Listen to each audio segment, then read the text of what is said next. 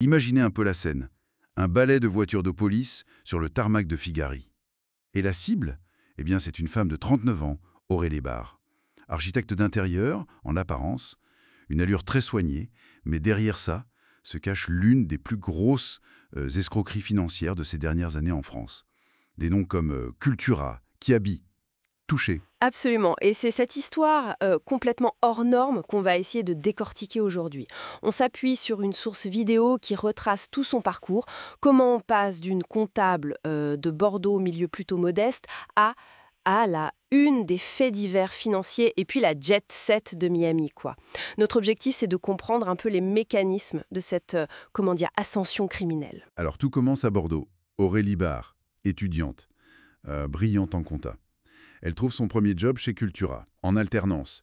Et là, très vite, on remarque son talent pour les chiffres. Et puis il y a cette rencontre, un footballeur de première ligue.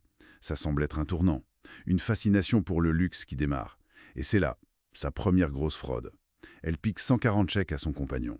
Près de 700 000 euros, voire 1 million d'après la banque. Et le détail, vraiment sidérant, elle les signe de son propre nom. Oui, c'est ça qui est frappant dès le début. C'est l'impunité. En fait, la banque du footballeur est jugée responsable, pour négligence. Ils avaient accepté sa signature à elle, qui n'était pas la bonne. Donc c'est la banque qui doit rembourser. Aurélie Barre, elle, signe juste une reconnaissance de dette, qu'elle ne paiera jamais d'ailleurs. C'est une première faille énorme du système qu'elle semble repérer et utiliser. On peut se demander si ce manque de conséquences, ça n'a pas été un encouragement, hein. Justement, on dirait que ça crée un précédent. Après leur rupture, elle a des problèmes d'argent, ses comptes sont bloqués. Mais elle est toujours chez Cultura. Elle obtient le droit d'utiliser une carte pro de l'entreprise. Résultat, 60 000 euros qui partent en produits de luxe. Elle se fait prendre, elle avoue. Et pourtant, Cultura ne porte pas plainte, il ne la licencie même pas. Incroyable. Encore une reconnaissance de dette. Et elle reste 3 ans de plus à la trésorerie. Comment on explique ça, cette réaction? C'est la grande question. Peut-être qu'il voulait éviter un scandale, ou une mauvaise évaluation du risque, ou juste une confiance mal placée. Quoi qu'il en soit, cette clémence ou cette négligence, ça lui permet de continuer. Et l'échelle, elle, va vraiment augmenter. À 32 ans, hop, direction Paris, elle est embauchée comme trésorière à l'INSEC, qui s'appelle Omnes maintenant. Et là encore, les faux diplômes, Ça passe sans problème, personne ne vérifie. exactement. Et là, la fraude devient plus technique, plus sophistiquée. Elle fait installer un logiciel de trésorerie bien spécifique. Elle s'arrange pour être la seule à pouvoir l'administrer. Et ensuite, elle falsifie des factures, elle change les IBAN pour que l'argent arrive sur ses comptes à elle. Et là, le montant grimpe. 760 000 euros détournés.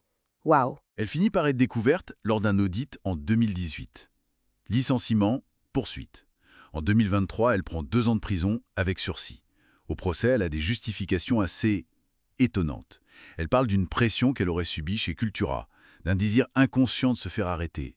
Bon, ça peine un peu à convaincre face à l'ampleur du truc, quoi. Mais le plus fou, c'est qu'avant même cette condamnation, début 2019, elle prépare déjà son coup suivant. Le chef-d'œuvre, si on peut dire, chez Kiabi. Elle est engagée comme prestataire externe, encore pour la trésorerie, et devinez quoi?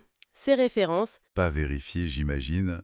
Exactement. Et là, elle repère une opportunité énorme.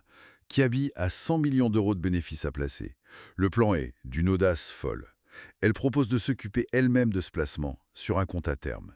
Elle imite la signature de la présidente sur les ordres de virement. Elle fait transiter les 100 millions par une banque allemande, puis une banque turque, pour finir par les faire atterrir sur ses propres comptes. Et ensuite, été 2023, elle disparaît. Direction Miami. Et à Miami, c'est la grande vie. Villa à 16 millions de dollars, photos avec des stars, Eva Longoria, DJ Khaled. Elle monte même une boîte de déco Haut Design, avec un CV bidon bien sûr. Et l'erreur fatale peut-être, elle étale tout sur Instagram.